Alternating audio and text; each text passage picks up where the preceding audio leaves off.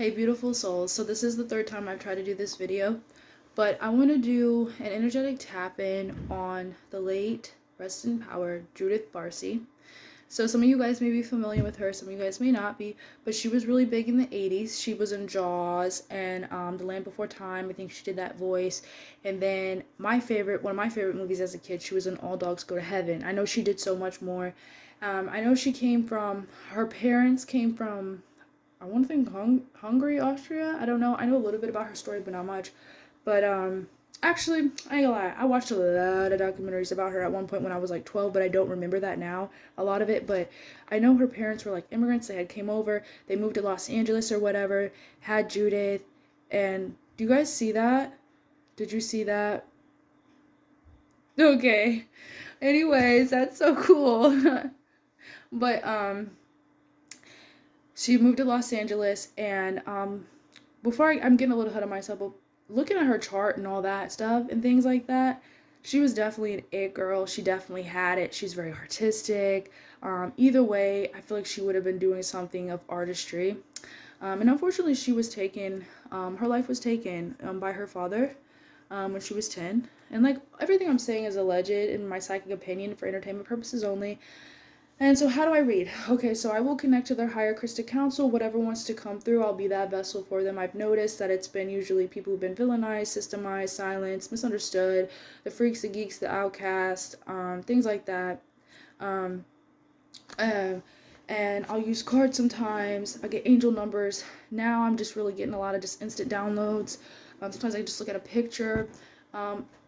I'm kind of a baby at it. I've always been a channel ever since I was a kid, but ever since I could remember, but now I'm kind of honing in on these gifts and stuff like that. But really, All Dogs Go to Heaven was like the only movie me and my older cousin and my little brother could agree on, and we would watch it, and I just remember every time watching it I would always cry because obviously it's sad, you know. If you've ever watched that movie, it's so beautiful, but it's so sad. But it's a cool thing to think about. Like, I used to remember, like, my dog's gonna be in heaven with me, you know. But the little girl, though, she touched me so much, even as a little girl, because I felt like a part of me was part of her. Like, I felt like, you know, that connection. And when I was like 10, not 10, when I was like 12, 13, when I first got like a phone, or I had like an iPod or iPad or something like that, I remember even then I was like into true crime.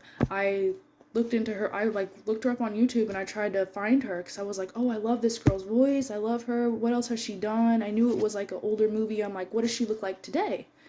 And then I went on this rabbit hole of, fortunately, she was murdered by her father, and her mom was.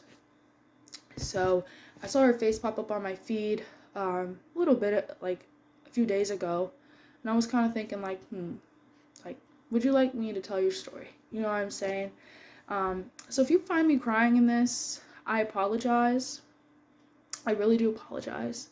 But we're going to start with her numerology. So she was born June 6th of 1978. So this makes her a birth number 6. So themes of her life, she just came in embodying to heal was family karma. She was very radiant. This points to her being very beautiful, her being very harmonious and compassionate, things like that.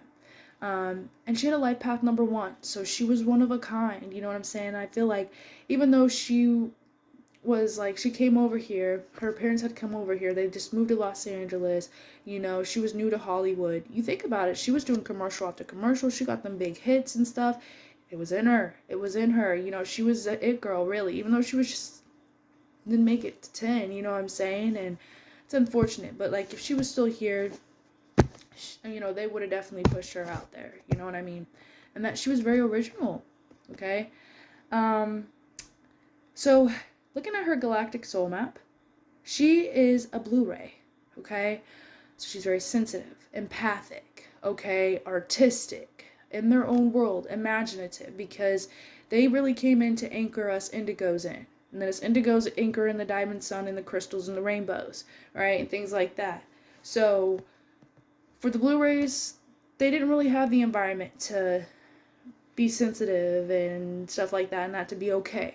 We're still working on it now, but it's a little bit more mental health and all that things like that. It's more talked about.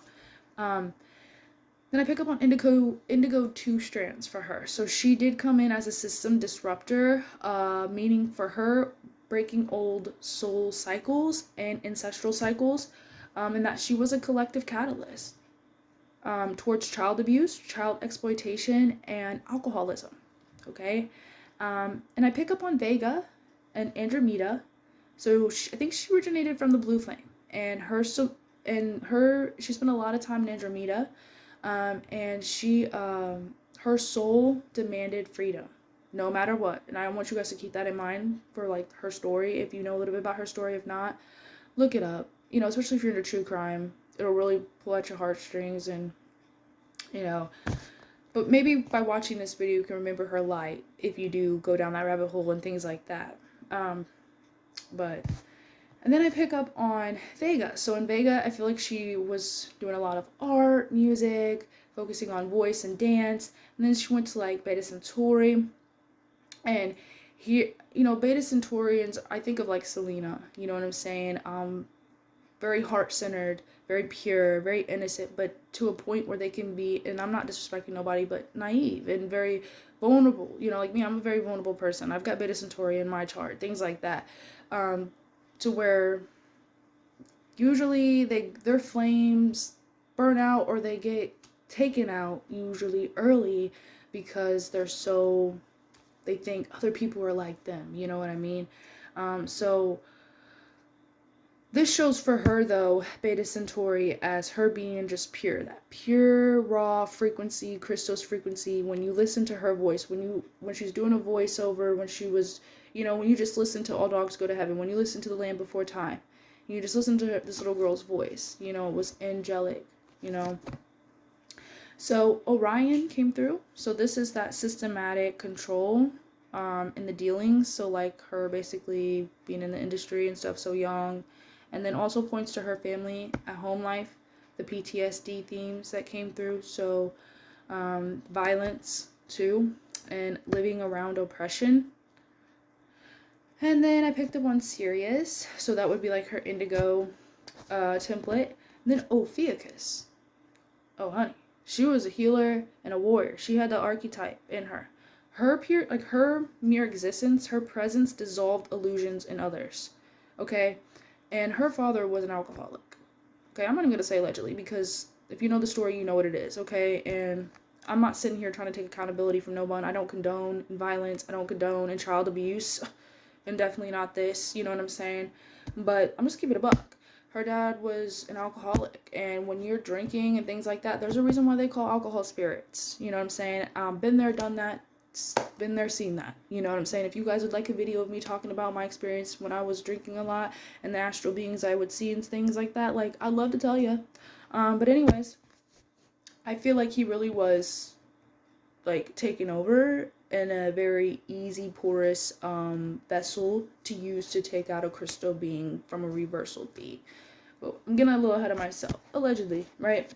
But Ophiuchus, so she literally, others felt her purity. You know, she was very endearing, you know, and we can see this by her heart song or her voice, even, you know, just the fact that she did a lot of voiceovers, her voice living beyond her life, right? She was very compassionate, artistic, angelic. So she had Neptune and Ophiuchus. So she also had Neptune and Ophiuchus looking at her true sky sidereal chart. So there's a lot of Ophiuchus here, and this is also about confronting poison. So carrying the light while you're facing the shadow, while being in the shadows, you being the light, and you have to navigate yourself through the poison, you know. And then also she had her North Node in Virgo, so that's collective healing, service to others, right there, you know. So the angel numbers that I got with Judith was 444. Okay, this is very telling.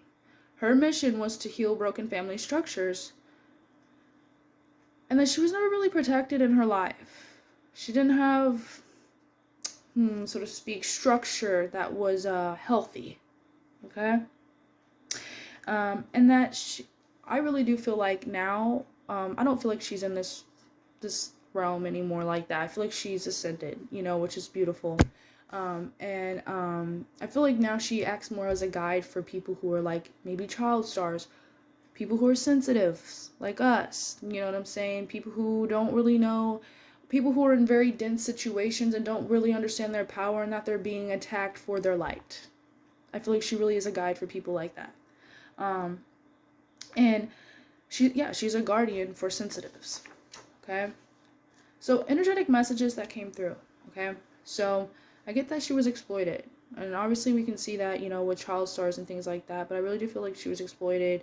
And I picked up on show pony, so I feel like she was definitely like very like coached and groomed to do things and things like that, allegedly, right? And she had an overloaded nervous system, and that she was an earth angel.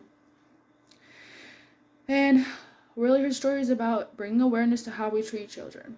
Literally, she was an ancestral breaker, and I feel like whatever overtook her dad that night, sorry, I don't know why it stopped filming, but that's not me excusing his actions at all. I feel like he was taken over and snatched by something that was a reversal being or of anti-Krystic, and that's why he took Judith out and her mom, allegedly, right? But I picked up on multiple forms of abuse from this man. And she was of Christ and light, and it triggered his demons. You know what I'm saying? Yes, in the 3D, it showed as more of like a control thing. Like, you know what I'm saying? Like, that's my wife, that's my daughter, I need you here, things like that, or whatever. But, like, on a spiritual sense, something took over him that was anti-Krystic to take them two women out. And that she was a flame in a pit of full moss. She was a flame in a pit full of moss. Okay? And no one protected her like she needed. And I'm not sure they had the resources, like her mom, so to speak, okay? And she needed stability and healthy structure. So I'm not saying that she didn't get stability. I'm not saying she didn't get structure. But I just mean, like, her even just being a child star. Obviously, we know that that's exploitation right there. You know what I'm saying? Being a child and doing that. Okay, so let's go and hone in on that night or that day she left. So I feel like, okay, follow me.